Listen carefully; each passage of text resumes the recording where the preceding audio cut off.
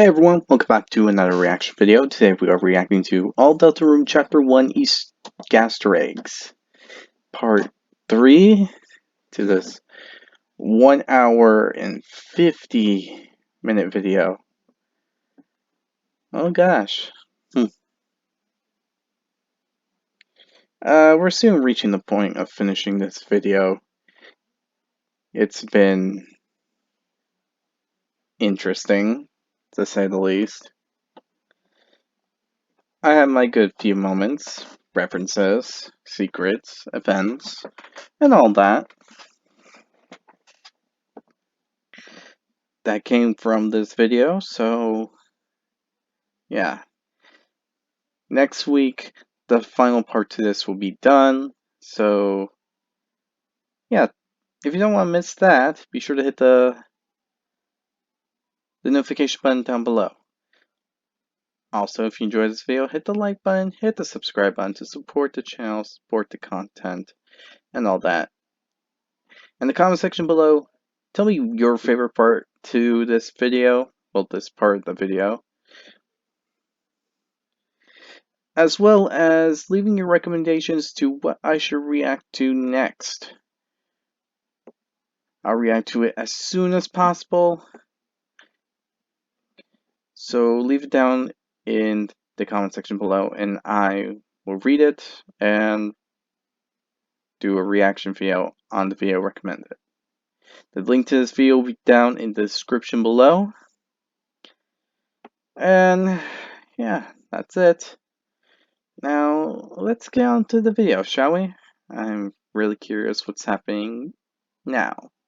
So much great dialogue to be found through backtracking. Lots of it becomes available once Susie joins the party for real. You can go and find the last standing Jig-Sari from when Susie went on a beating up rampage. It's that purple beast. Whoa, nice cheer. Look, Chris, I've got fans. Okay, I'm out of breath. I actually find that a little funny. That's basically saying, "Oh, I'm terrified. Oh no, oh no," and then a few seconds later, okay, I'm over it right now. I'm just done. It's weird, but I find it funny for some reason. Because I don't know, it just seems funny to me. You can go back to the cake chef whose cake that Susie ate. Mama Meeba, Mama Meeba, you're the beast that ate my cake. Yeah, so? Want me to spit it back out? No, that's quite fine. Sure, it wasn't that good. It'd probably improve it. By the way, Mama Meeba is genius. And you can follow up on that little bit of dialogue. Why are you looking at me like that? I don't trust anyone that won't eat my spit. So, you don't trust anyone? Yeah. I don't understand her logic. Why would someone eat her spit? That's dumb.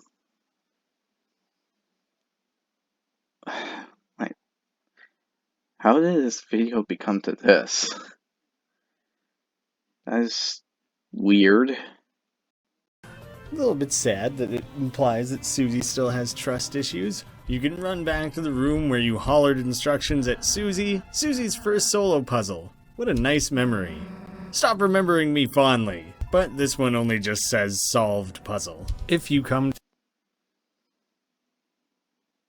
Okay, so she solved 2 puzzles and we're just talking about the one she actually did. That's pretty weird, dude. Pretty weird. Also a bit insulting. to the 2 areas where Rules had laid out his block pushing puzzles. There'll now be these fanboy Rudens hanging around. Sigh, Rules' card was standing here. I think making block pushing puzzles is a totally hunky hobby. And at the other spot, sigh, Rules' card was standing here. Sorry I'm sighing, I didn't get much sleep. There is a special bit of text when you... Why should I care about what they think about that spaz? He was a spaz, that's all there is to it. Die, it appears you have reached an end. Notably, not the end. Either that's implying we'll eventually see multiple endings in the full game, or even if there were just one singular ending, yeah, death is an end. When the game asks if you want to try again, if you say no, then the world was covered in darkness.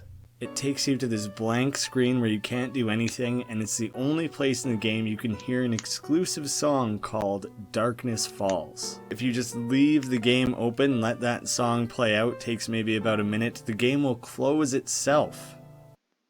Then you can open the game back up and simply return to your save file. And we can start assembling. That's a weird thing to do.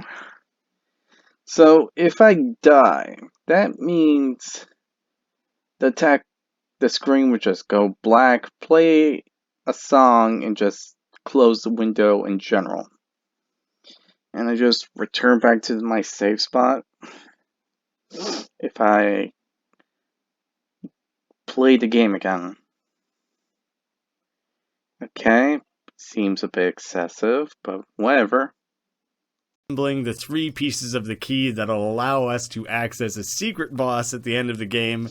The first of which, when you get into the elevator here, you can go back to the prison floor or the regular floor, or there's the question mark thing that, I don't know, moves Willy Wonka Chocolate Factory laterally across to this room with the staircase, where you get to talk to the strange prisoner here at the bottom of the stairs. Once you've completed chatting with the strange prisoner, then you can actually go back to that first shop. Now there's a new dialogue option there where you can talk to him about the strange prisoner. Through that you can get access to Broken Key A. So in this area with the dancing, spinning paper cutout people, there is a secret little hidden path here. It's identifiable by this black bar that is obscuring any of the stars falling outside of the regular map. Earlier in the game you're given a little bit of a hint that this is something you can look for. If you go down through there's this alternate path. You hook around here past the rabbit guy, and then you can get the Broken Key B. Pretty early on in things, once you... I guess that makes sense why it's a secret. Because it's a secret path to a secret item. That key part was so hard to find, to be honest. I only found it by luck. And those dancers were about to kill me, so... yeah. You solve this puzzle here, past this guy, going up to the top. In this little puzzle where you go to get one of the broken key pieces, you're supposed to have gone to the castle first so you know the order that these are meant to be in. From the bottom, the order of our rooms in Card Castle. Of course, if you haven't been there, you won't know it. You can reread the sign, really emphasizing that it's impossible if you haven't been there. But if you actually solve the puzzle without having gone to the castle, because you've already done the game, you know it, or you just do enough random guesses that you eventually get it. Diamond Heart Club Spade opens things up for you, and you open the treasure chest and you get the Broken Key C. Way to stick it to that sign. You aren't the boss of me, sign. Once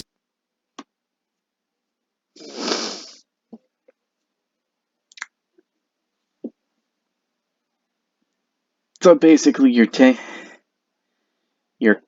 it to the sign.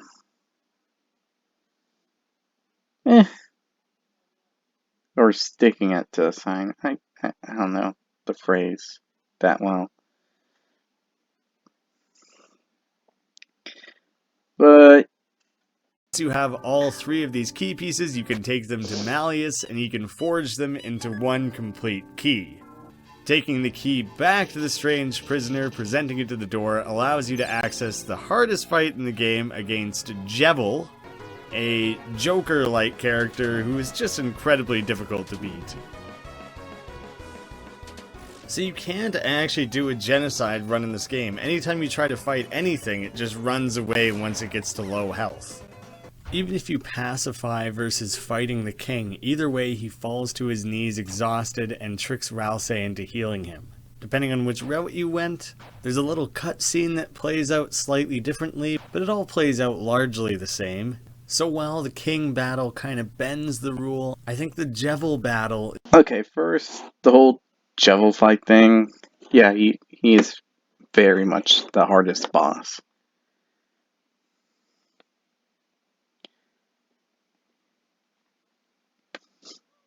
But if you first hit him one-on-one or Neo Spamton one-on-one, I prefer fighting Neo Spamton one-on-one than Jevil.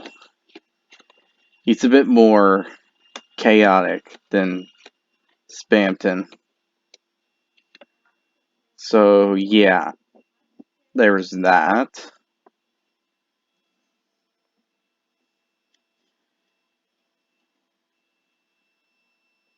But yeah, this pretty much clears up the whole genocidal thought process.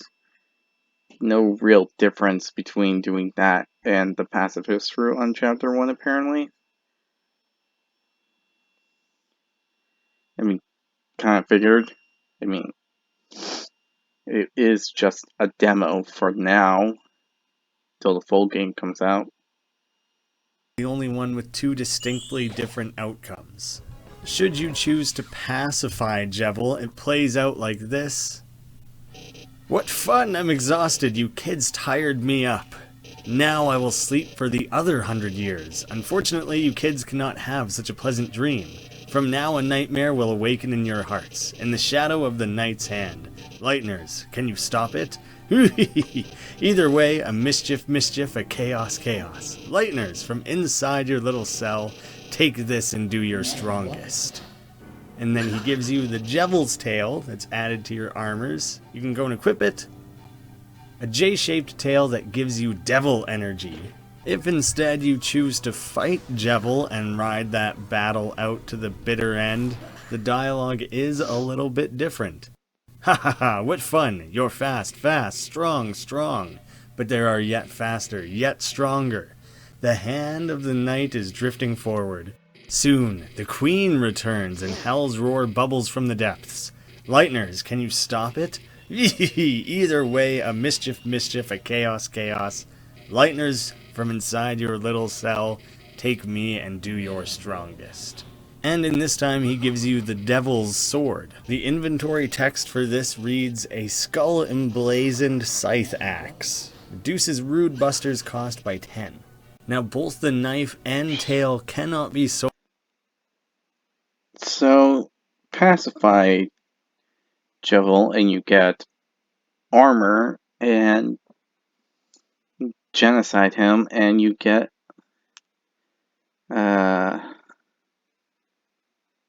his scythe, I guess. That's an actually interesting thing to get. I'm pretty sure it helped with the whole fighting process, but I'm not too sure about that. I don't really notice a difference when using it. So there's that.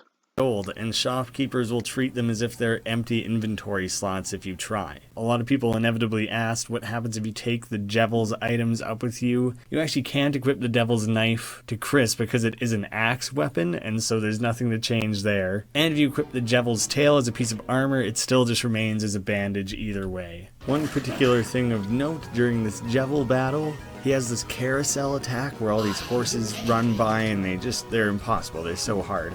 But sometimes they appear as ducks instead, and very, very rarely one of those ducks will have the Everyman's head. Everyman was part of an attack that the Reaper Bird used in Undertale.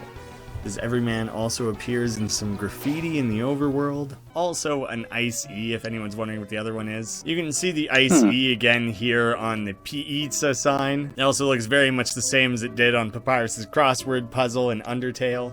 I believe Jevil is the only character in Deltarune who actually speaks. He has a few different lines. He says, I can do anything, chaos, metamorphosis. I can do anything. Now, out of one of... I'm actually questioning that. Why can't he speak? Other characters actually don't say anything, they just make a sound that shows that they're speaking through the text box, but he actually spoke. Why is that the case? Connection with Gaster? Maybe. Maybe not. The most obscure references that there is in this game, some of these lines come from Loose Clown, a line sticker set. Of all the things to reference, I don't know why this, but thank you to the people who... What the frick? His line come from this clown? I'm actually disappointed. That that's the case. I mean, really. Anything else? Anything else? But you choose that. Okay, whatever. pointed that out. That is interesting to say the least. And if anyone's curious, since the Jevil is the only character in the game that actually has voice acting, normally it's Chaos, Chaos, Metamorphosis, and I can do anything. I can do anything. Chaos, Chaos, Metamorphosis. Bye-bye. The true and real Chaos. If you play the Japanese version of the game, here are some of the Japanese lines.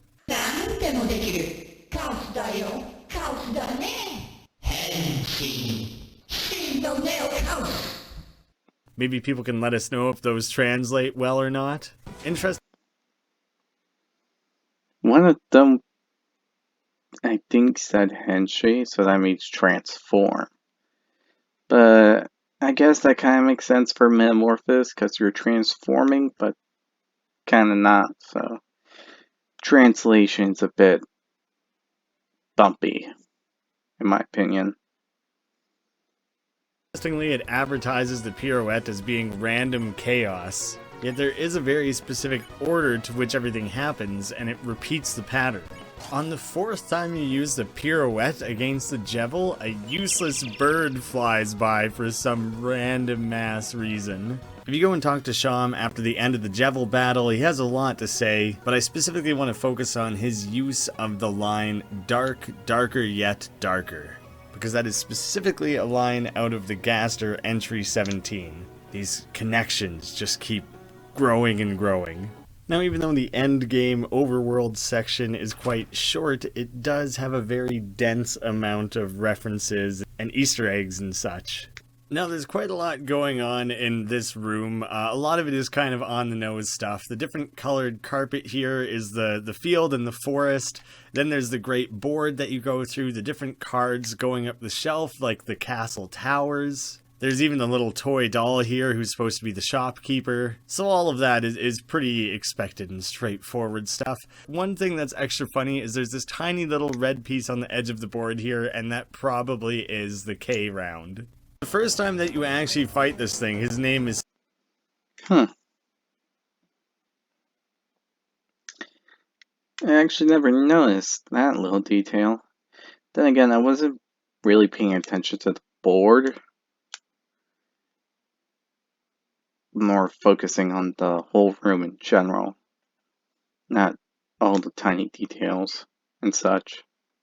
C so round. Sadly, so you can either call him C round or K round when he gets finally crowned. So that could stand for King round, but if you say it together, his name is just crowned.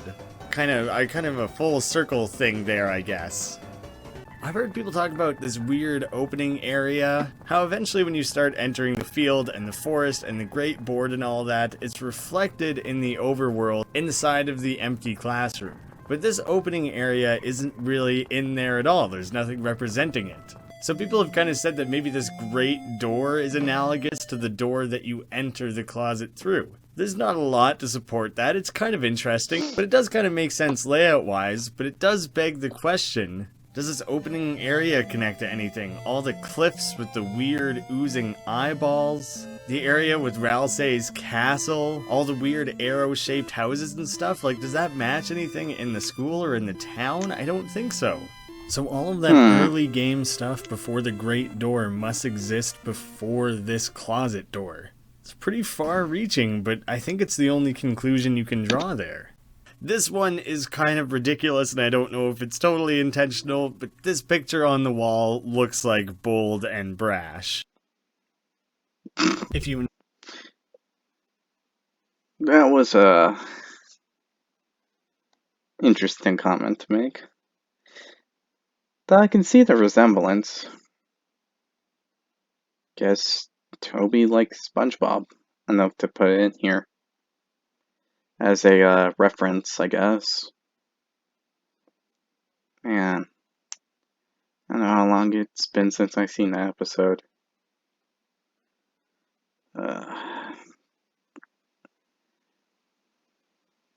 SpongeBob making the amazing piece of art that Squidward just tried to say that he did it.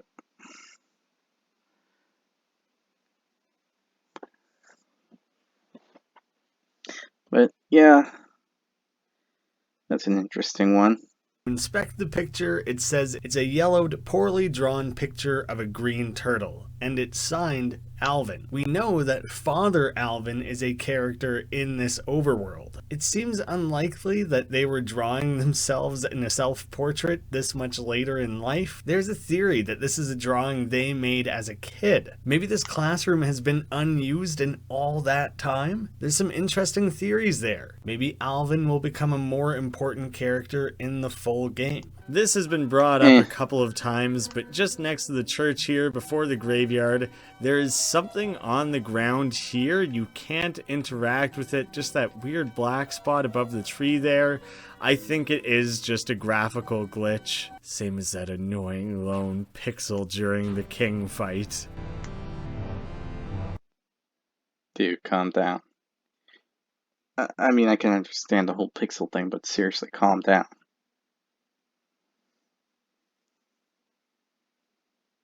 It's not that big of a deal. It's only a big deal if you actually focus on it. Yeah, I honestly don't believe there's anything to be read into there. Still carrying the egg, which is super strange. If you try to drop it, it says, "What egg?" and now the egg is just gone. This is probably a reference to What Pumpkin, a common thing used by MS Paint Adventures creator Andrew Hussey. I think the idea behind that joke is that by acknowledging these pumpkins, they no longer exist. Same as I mentioned before, it makes sense that Toby would include this sort of stuff since he worked on a lot of music for Homestuck in the past. Another fairly clever question that someone had is what happens if you call Toriel when you first get back before she has a chance to call you in the hallway? Ring ring. Chris, I'm grading papers. I can talk to you when you get back, alright? Our house is only at the top of town, you know. Click. So she doesn't seem nearly as concerned, and the funny thing is that you don't get the dialogue of her calling you in the hall if you do this. Guess she's satisfied with that as checking in, even though you've been gone all day. There's the... Yeah, I can see that happening. Makes sense. At least it wasn't cringe-like. Ball of junk, which is basically all the stuff you accumulated down in the dark world. You can drop that as well. You really didn't want to throw it away. Throw it away anyways? Yes. Handshaking, you dropped the ball of junk on the ground. It broke into pieces. You felt bitter. So basically you just threw away everything that you just did in the dark world, and now there's no more items left to collect. There's a box full of scented markers that you can choose to sniff. You dig out the marshmallow one and start huffing it, which I thought was kind of interesting. Choose to sniff. You dig out the marshmallow one and start huffing it. That sounds creepy. That is a creepy thing to do. Why would you sniff markers? I don't get it. Sounds weird. And bad for your health. Which I thought was kind of interesting, seeing as the dark candy that you can find down below smells like marshmallows. If you still have those dark candies in your inventory up until the overworld, your ball of junk will also smell like marshmallows. So I thought something that would be worth testing before going back to the outer world is to eat up the marshmallow-scented candies. If you then inspect the ball of junk, a small ball of accumulated things, and that's it. No remaining scent. I was curious if it would smell like something else. It just becomes nothing. But that does Strange how they added that small detail change. prove that the scent only exists if you're still carrying dark candies. This is just kind of a funny bit of dialogue if you interact with the lockers over and over again. The locker is locked. The locker's lock is locked. The lock's locker is locked. The locker's lock's locker is locked. It just cycles through again. It's just kind of a funny interaction. There's a couple of dumb little Seems a bit strange to do that, but okay. jokes that play out with this water fountain. You can go to it early on in the game and drink from the water fountain. Susie calls you out on that as she impatiently waits. People put their mouth on that, you know, which I think is probably a reference to Parks and Rec. Andy is our official water fountain tester. Alright, let's give this sucker a test drive. A really weird, stupid running joke in that show that this is how people drink out of the water fountain. And you That is disgusting. Why would someone put their whole mouth to the water fountain thing? Disgusting. You're giving people your germs. Sickos. can actually revisit the fountain at the end of the game. You can actually run the water fountain many times. You ran the water fountain, it's lukewarm. On the second time, it's tepid. On the third, it's refreshingly cool. In case at some point you felt that Chris might need a nice refreshing beverage. I personally love ice cold water, so it just brings me joy. Using the debug mode, which by the way is something I'm using every time you see this red frame counter in the top left corner and why sometimes you see a red box flash over Chris. It's also something you kind of have to break the game files apart to access. It's not intended for your everyday use. But through that I can quickly save and load, and I use that over and over to repeatedly discard items. Through that you can see they have randomized bits of flavor text for this, just like discarding items in Undertale did. You put the hot chocolate I didn't know that. Okay. That's an interesting detail.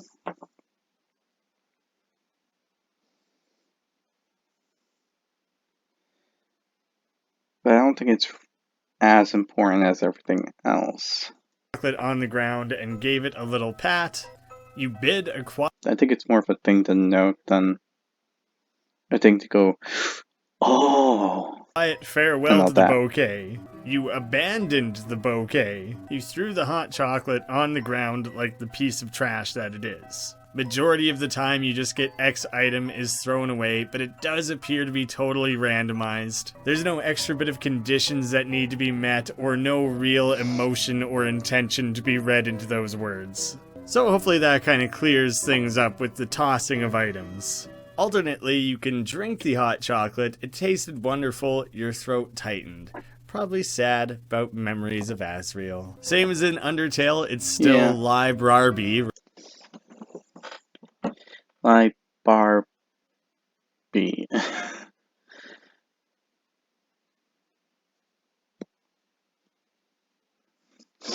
I never noticed that. I never actually noticed that. It's still there. It's still there. Right from a comic, thought it was a joke, but apparently not. It's not a joke. It's actually a literal thing that happened in Undertale. Okay. I like it. Rather than just a library. You can now pay your family debt. How to Draw Dragons is 2,583 days overdue. So that's about 7 years and a little bit. Seems like it's probably just random numbers. But say Asriel is now 18, old enough to be going off to college. There's some people who say that the characters are probably close to 11 at the time of Undertale. That discarded manual that never made it into the game signifies that this is at least a different decade than Undertale. So it's kind of interesting that book might have been taken out around that time. This guy, who doesn't really do a whole lot of anything, except for block your access to upstairs, it looks an awful lot like Gaster's follower from Undertale.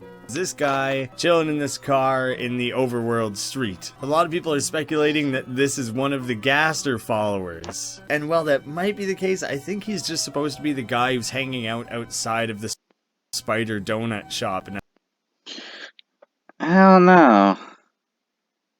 It could be both.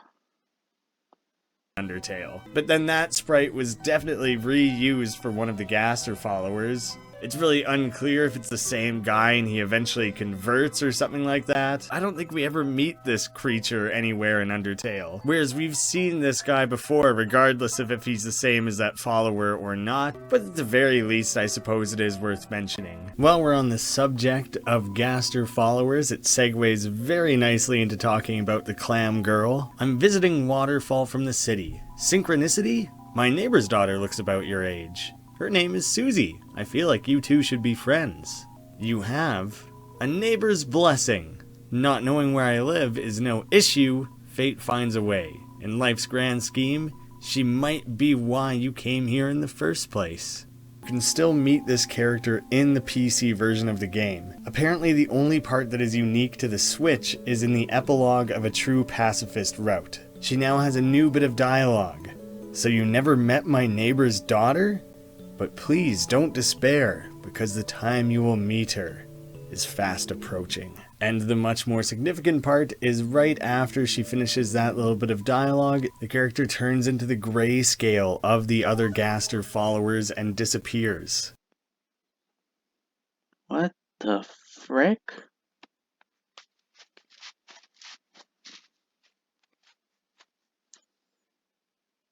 That's creepy as heck. Why is Gaster trying to tell us this? He wouldn't just let his followers just give information like that out of nowhere. That's so creepy. What the heck's going on here? So no, the character isn't 100% unique to the Switch, but that bit is. And that would have only been available for people to find about 6 weeks before Deltarune came out. Considering he had been working on it for years, Susie was absolutely a developed, created character at that point. Toby knew exactly what he was doing. Does hint that these games are a little more connected than maybe he's making them out to be. That's an extra cool, extra deep little nugget. There's also a funny little bit of dialogue here where he talks about Undyne blocking his path. I guess I should just run away. Which is referencing the fact that when you choose to not fight Undyne, you can instead just continuously run away. So that's probably a little nod to that boss fight from before. If you peek through the doorway in the library here, you So many references to Undertale here. Gotta say, on my favorites, it's gotta be the Clam Girl. look through the window to the computer lab. There seems to be a dog inside working at a computer. Seems like it's making a game. Seems like you shouldn't interrupt it. Seems like when the game's finished, you can go in. You just have to trust the dog. So it's kind of a direct reference to Toby Fox there working away on the game. If you check it a second time, you look through the window and they're just playing the maracas. If this dog's a stand-in for Toby, then put those maracas down and get to work on Chapter 2, Toby. It's not doing any work at all. This might take a while. Well, it's a good chance that the dog working away at the computer lab is self-referential for Toby. Others have pointed out that it might simultaneously be referencing the secret ending to Silent Hill 2, where that game is being controlled by a dog. If you read this bulletin board in the library, there's an anime review. Your options are yes or no. And some people have said that this is likely a reference to JoJo. No. I myself... They made a JoJo reference? Okay. That's one thing I didn't expect. I still didn't expect it. What the heck, man? What the heck? So weird. I'm not super familiar with it, but I'll take people's word for it that that's probably a reference. If you read it, It's a monthly toon review from Mew Mew Kissy Cutie 2. This reviewer had Mew Mew 2 as her first exposure to the series, and let her tell you it makes Mew Mew 1 look like a dumpster with sparkly cat ears. With a darker storyline and more mature themes, the second one treats the viewer like a real adult, which might be a little bit of a meta thing that Deltarune is potentially darker and more adult than Undertale. Sorta, kinda. But it goes on and on about what they do and don't like about it. I wouldn't say so, considering that the genocide route is pretty bad. But then again, I can't really say anything until all 7 chapters are done.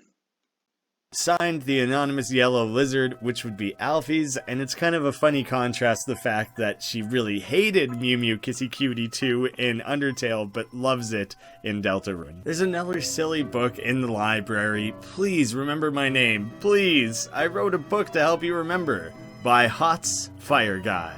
This is obviously referencing Heat's Flamesman, a character from the first game who is obsessed with being remembered, whose name somehow ends up being incredibly forgettable. He's like one of my favorite characters. There's a million characters who reappear from the original game, all with different designs, which is pretty interesting. For example, Undyne no longer has an eye patch. The standout exception here is that Sans looks the exact same.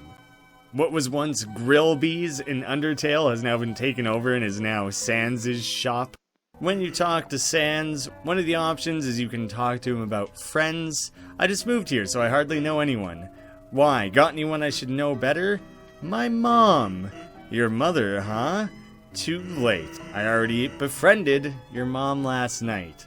Not a secret or anything, but this SOB's over here making jokes about sleeping with your mom. Let's give Goat Mom some love here. There's little figures in the windows here. I just kind of took it as being Toriel had some sort of figurines hanging out on the windowsills there. Some have suggested that it looks a little bit like a mini storyboard for when Asriel helps out the first human. Sure, it's not exact, but the light beam and everything, it's kind of subtle. I could see that being an intentional, hidden in plain sight sort of thing. Toriel used to talk about wanting to be a teacher. It's a thing. Sounds nice. To a certain degree, but it's not a dislike one. Though, I still believe Sans knows more about what's going on than he's laying on. That sneaky skeleton. In Undertale, so it's very nice and interesting to see that she did become one in Deltarune. Someone told me there was something very specific to come looking for in Toriel's kindergarten classroom. It wasn't readily apparent, but it's some kind of primitive sculpture. Who knows what it represents? Well, when you look a little bit closer... I'm just kidding, it is faked. I did want to address this one because people were asking about it. The image that was getting shared around and everything was a fake image. I just kind of recreated it just to mess with people a little bit. So no, there is no lost meme hidden in Toriel's room. Although now I kind of wish that there was. You can actually find your own personal locker, which is empty, and one that used to be your brother's. Nothing interesting to do with either locker, they just are there in the school. Originally in Undertale, when you check Toriel's oven, it mentions that she likely uses her fire magic to keep it as clean as she does. When you look at it in Deltarune, there's some cinnamony batter caked on the stovetop. And seeing as Toriel's just kind of like a kindergarten teacher here, she might not have any magic powers. You can ask Toriel.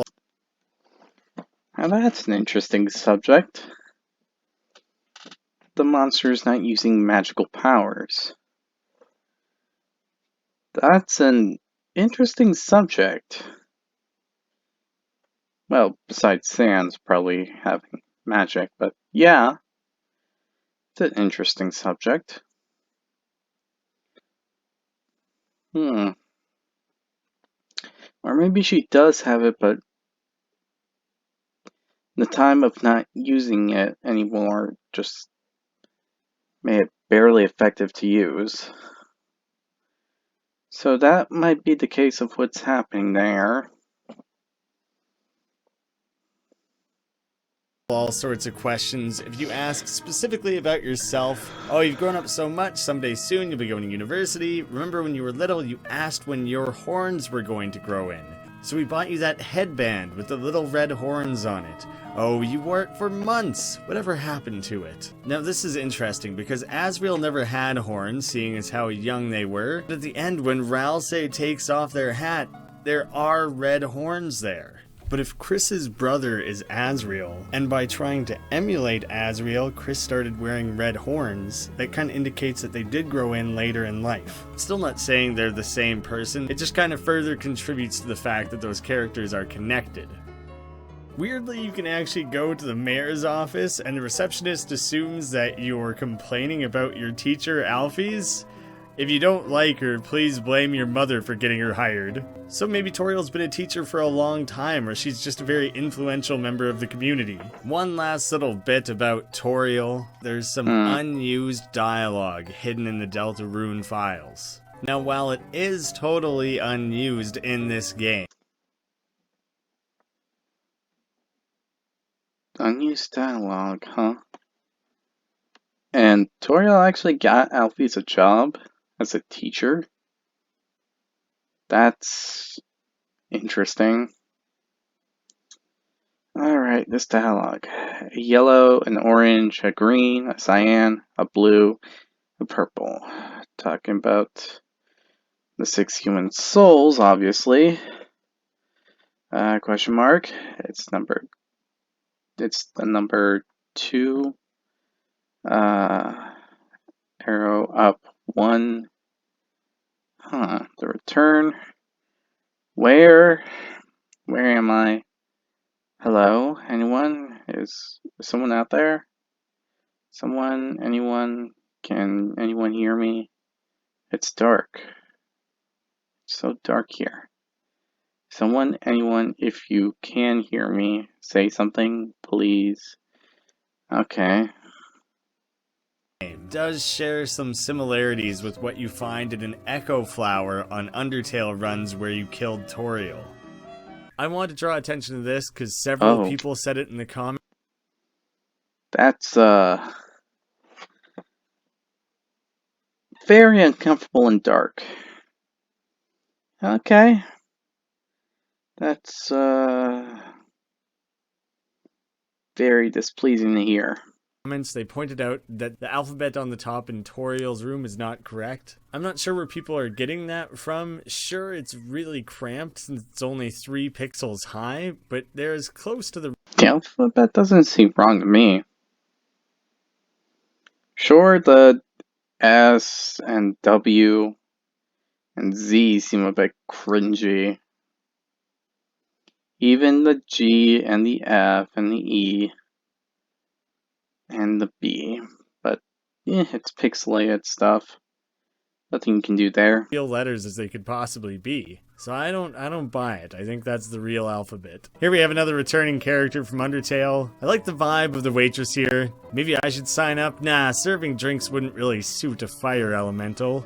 Which is kind of a funny jab at the fact that Grillby is a bartender in Undertale. This lion character is also in Undertale and talks extensively about being jealous of Metaton's dress. Now it's funny to see this character wearing a uniform that is quite dress-like. It's a regular sink, and when you interact with a second sink, it's a clone of the other sink.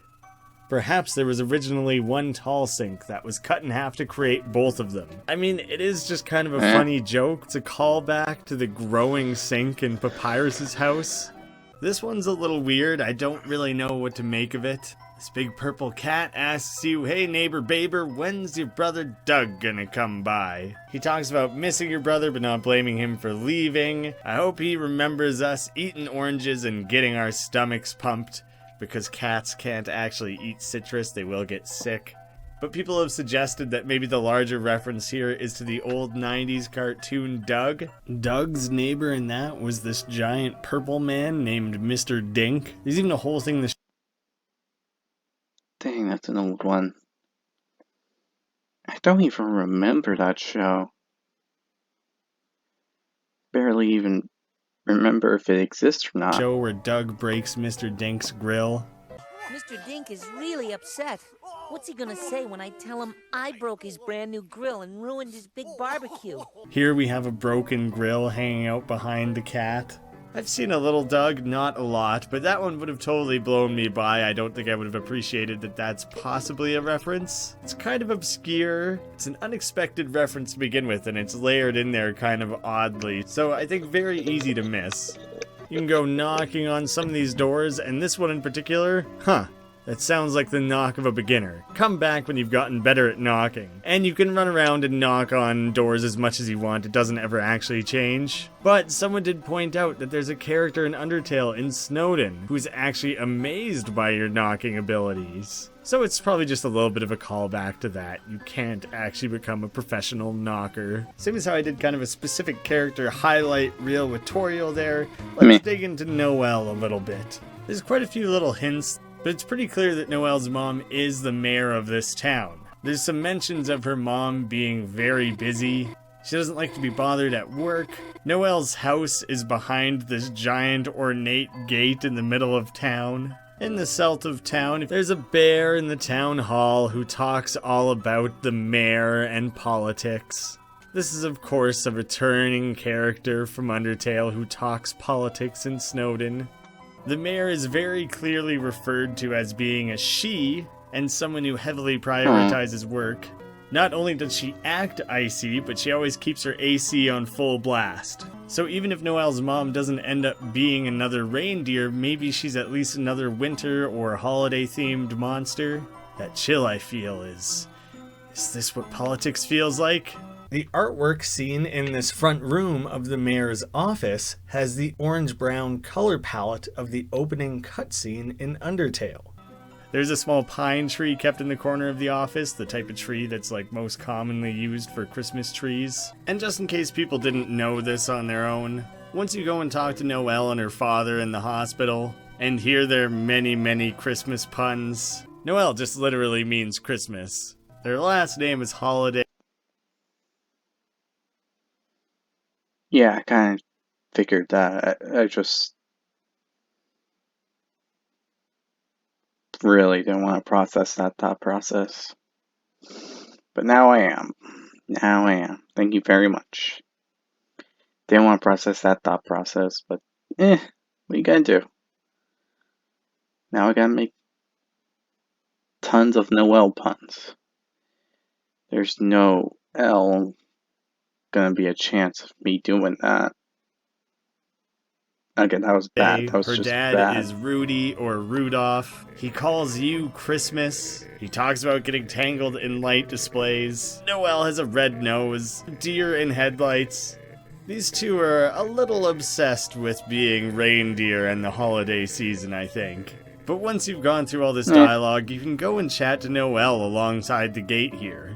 Similar to there being a dialogue tree with sands that you can't really do without cheating the system a little bit, there is one little bit of branching dialogue here with Noelle that you'll miss out on by making a selection. After first catching up a little bit and just talking about school a little, Noelle asks you what you want to talk about. You can select Susie. That's right, you were with Susie. When you didn't come back to class, I was worried, but everything turned out okay, I think? Chris, can I ask you something if that's okay? Susie, I'm kind of curious what she's like, you know? There's several hints throughout the game that Noelle is crushing super hard on Susie. There's a bunch of them, but the first one I know of is when Noelle tries to volunteer to go to the supply closet with Susie to get extra chalk. But then Noelle gets totally cock-blocked because Chris is still looking for a partner. You also kind of... I ship them. I totally ship them. Noelle and Susie, I totally ship them. Don't need a reason to, because they just, I don't know, seems like it will work. interrupt Noelle and her dad, and Noelle might have been pitching the idea of asking Susie out. I think there might be one or two more hints sprinkled throughout, but we don't need to cover every single one. I mean, who doesn't wonder about her? She never talks to anyone. So Chris, could you tell me about her if that's okay? And there's a few different options here that you can choose. Once you've selected one of these, you can't go back and select the other, so I'm saving you guys the replay there. You can simply say she's nice. What? She's a nice person? Really? Like, really? Honestly? Truly? I mean, That's just what I was hoping, but... Wait, this isn't another trick, is it, Chris? Like when you put ketchup on your arms and told me it was blood? Really, you're serious. You're totally serious. Gosh, then maybe I should try talking to her. But if I die, you're paying for my funeral, Chris. Though honestly, if she's nice, I might die too. Super adorable. There's hints that Noelle will play a larger part in Chapter 2, and I'm kind of hoping that that relationship gets explored a little bit in Chapter 2. But there are other options. You can say that she eats chalk. What? She was eating the chalk? Really? Wait, you're teasing me, aren't you, Chris? Like when you told me Ice-E was real and eats kids. So Des smacked you with a wiffle bat till you stopped lying? Huh, you're telling the truth? Seriously? Then what colored chalk does she like? And do you think she likes the thin or the thick kind? Wait, maybe making her lunchbox full of chalk is stupid. No judgments from Noelle, she's still crushing hard. Noelle talks about her friend Des, possibly just Des. Based on the spelling and based on what I think is going on here, it's probably Des. Noelle talks about Des whacking you with a wiffle ball bat. Sounds a little similar to another character in a similar type of game with a similar type of name, doesn't it? You can also just say she's terrible. She what? She smashed you against the lockers? Gosh, Chris, I'm really sorry. That's just awful. I thought Susie was good, just maybe it would take someone special to find her good side? She really is terrible, isn't she? Chris, I'm so sorry you have to go through this. In fact, I wonder if Alvies would let us switch partners? I mean, you know, so you wouldn't have to be the one who gets to be slammed into lockers and stuff anymore. I got her. I got it. Wait, I don't think I phrased that correctly. I actually had to do a double take when reading that myself. I thought I had read it incorrectly. A little bit kinky there. I think Noelle just admitted she's okay with getting roughed up a little. And the final option is to just kind of pause. Seriously, Chris? But I help you all the time. The least you can do is give me a little information. Like, does she like metal music? Is she really an obligate carnivore? Does she really have a tail underneath her jacket? Which is kind of funny because later in the game it's completely proved that she does not have a tail. If you get the item the Devil's Tail and equip it to Susie, you get this little bit of flavor text at the bottom where she says that she always figured she would grow a tail someday. Sorry, Chris, it's not any of my business, is it? I blew it, didn't I? So no matter which choice, Noelle still has her little fantasy about Susie. Adorable. I'm really a big fan of how this has been set up in this chapter so far. If you do try and... Alright, everyone. That was...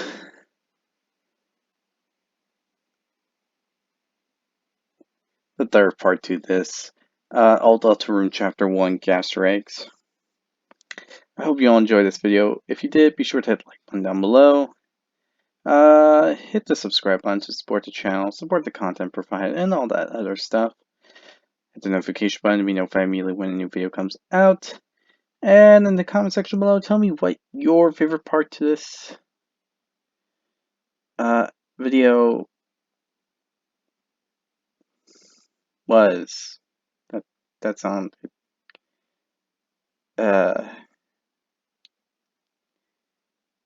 grammarly incorrect, but I think you get the point.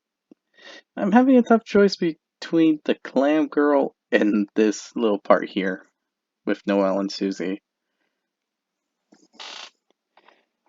It's sickeningly adorable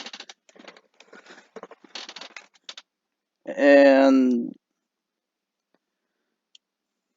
all that, so I can't really hate it,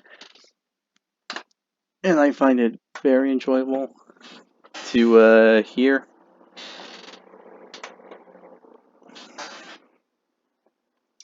So if I have to pick, it would be the Susie and Noelle part. It's just too adorable to ignore. So, yeah. And as a reminder, the link to this video will be down in the description below. So be sure to give the creator to this video some love, support, and all that kind of stuff. And with that said, I will see you all next time. Bye!